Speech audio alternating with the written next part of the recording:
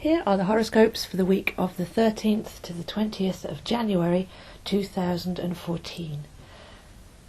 On the weekend of the 11th and 12th, we've seen Mercury go into Aquarius, and this will send an electrical shudder, a buzz of vibrancy through our minds. So Mercury is the ruler of Gemini and the processing mind, but Uranus is the ruler of Aquarius and the knowing mind.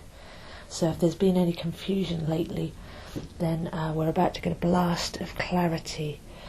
I would say seek the simple solution, because quite often the confusion is just building up too much thinking, too much analysing, and often the simplicity of the straightforward is the way through.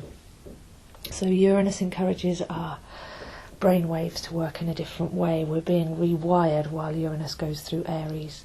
But with Mercury joining in this sign for a fair few weeks, we'll actually have some sparks of genius and some simple jumps across those neural pathways to see the clear truth and the way forwards. Just as a note, Mercury prepares to go retrograde next month, so this is step one of the classic retrograde aspect, which is forwards brings awareness, backwards brings recalculation and revision, and then forwards again sees us older and wiser. So whatever comes up between now and the end of February will actually show us where we've been thinking off key, or where we've been assuming things, and bring those moments where the penny drops or the light bulb goes on above our heads, so that we can actually see the clear and simple truth. And it's all about how we go forwards together. It's all about unification rather than division, but with keeping your own individuality as well. There's no need to be a collectivist. This is very much think for yourself, but think with yourself and the group in mind as well. So there's a startling individuality, a rebelliousness, but I think there's an underlying leap of simplicity that's going to come through during this phase. So this has begun at the weekend and will permeate all the way through the retrograde period.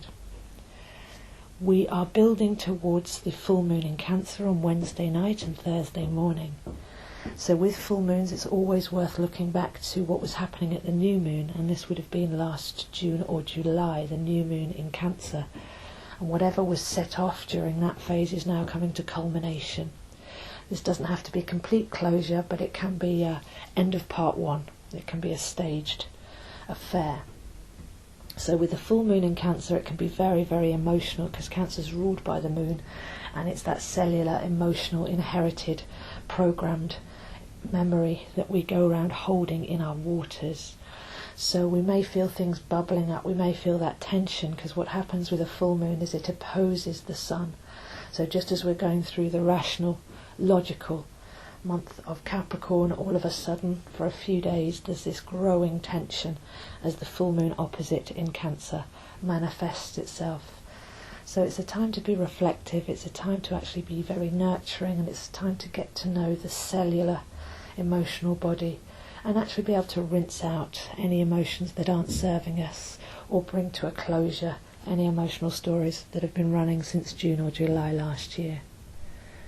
Those are the main two aspects for this week. It's fairly quiet on a movement scale, but the underlying work still needs to be done. So there's a tension and intensity, there's a seek the simple clarity, but just go with those two phases as we build up to the moon, and then maybe allow a little space as the moon delivers its message, and we can begin to attend to what it's brought up.